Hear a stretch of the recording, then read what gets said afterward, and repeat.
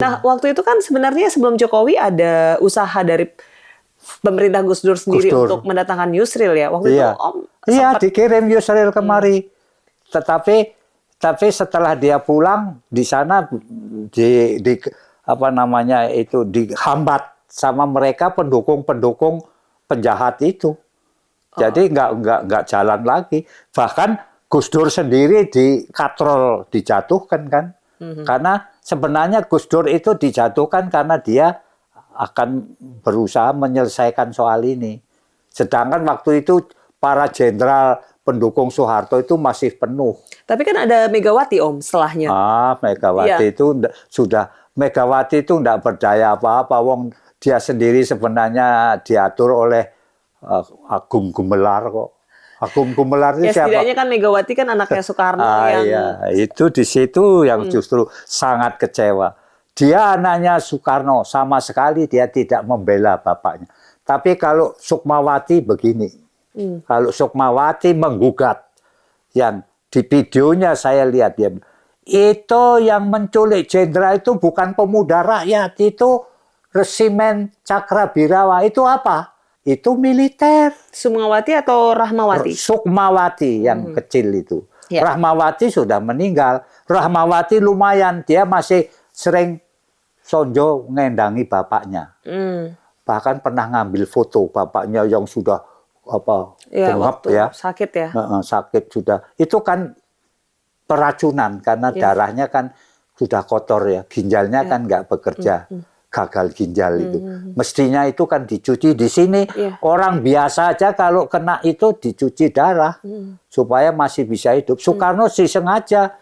Memang itu dibunuh oleh Soeharto. Dokter yang merawat dia pun itu membenarkan bahwa sebenarnya dia itu dibiarkan supaya mati pelan-pelan. Matinya Soekarno itu malah lebih menderita dari yang dibunuh di luar. Karena dia itu kan disekap. Nggak boleh keluar rumah, dibiarkan. Itu keracunan darah itu sakit. Dokter yang merawat saya lupa namanya, ada ini bukunya itu. Dia itu pernah, saya katanya pernah dirangkul oleh Soekarno. Dia itu nangis, Soekarno. Lah saya ini salahnya apa?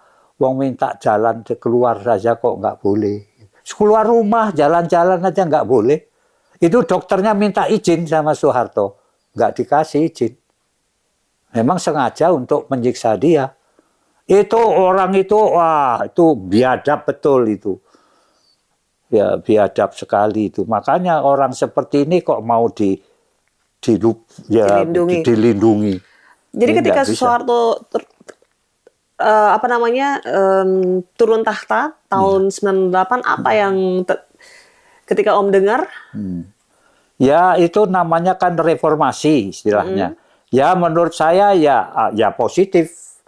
Ya orang penguasa biadab begitu diturunkan tahta, walaupun hanya istilahnya kan lengser ke Prabon.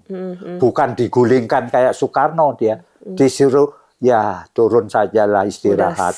Udah tua, pensiun. Sudah 32 puas. tahun. Nah, sudah kaya raya. Korupsinya sudah saktekro, entah berapa banyak uang yang disimpan di Swiss sana kan.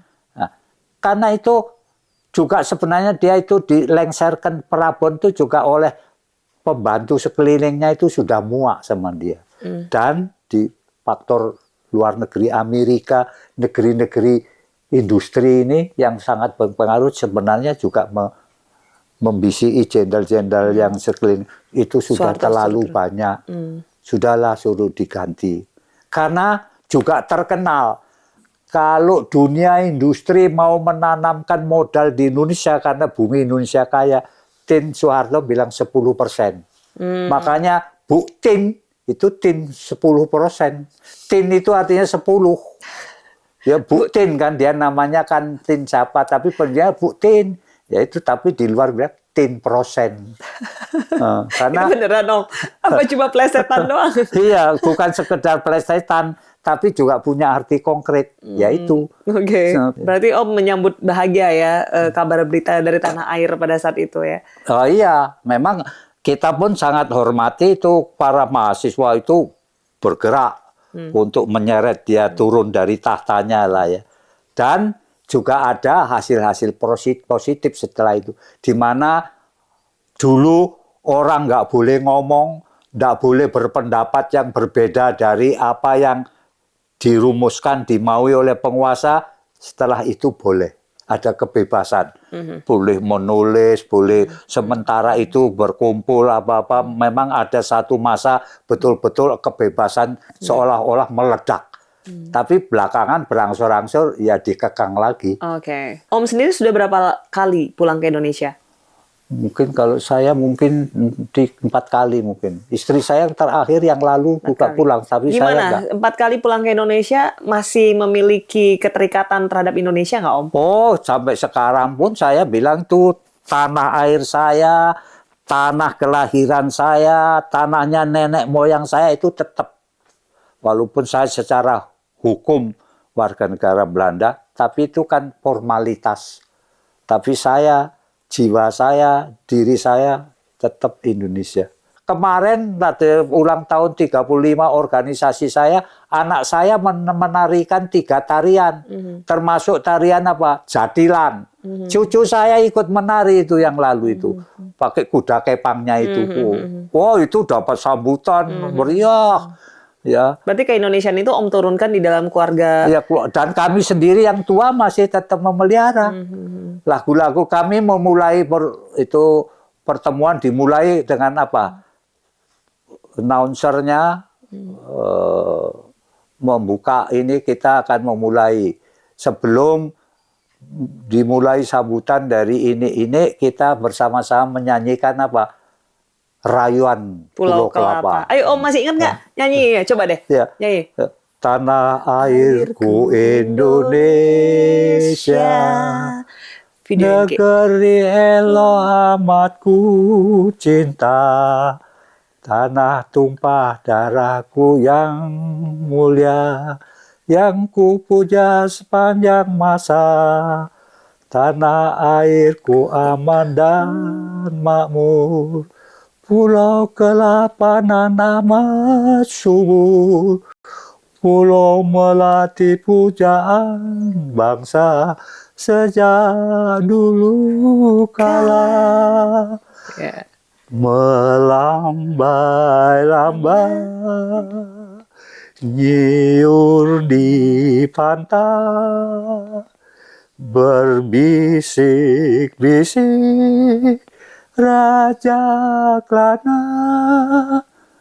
memuja pulau nan indah permai, tanah airku Indonesia. Bravo. Itu gak lupa kita dong lagu, dan terus yang lain-lain lagu-lagu lama misalnya apa namanya Sepasang Mata Bola itu sering kami nyanyikan, bagus, saya pun suka itu kan. Yang lain-lain Sepasang mata bola. Hampir malam di Jogja, ketika keretaku tiba, remang-remang cuaca, terkejut aku tiba-tiba. Terserah di lagu mungkin sudah agak lupa yang belakangan. Om keren juga loh. Emang dulu waktu muda suka nyanyi ya? Ya suka sih enggak, tapi ya ikut-ikut nyanyi gitu. Jadi kalau misalnya menyanyikan lagu-lagu Indonesia itu adalah salah satu cara Om membunuh kerinduan atau? Iya, sampai menikmati keindahan itu budaya saya sendiri, Indonesia. Dan terbayanglah keindahan tanah air, kekayaan tanah air, suburnya tanah air. Coba aja, tanah airku itu kan tanah yang subur dan makmur.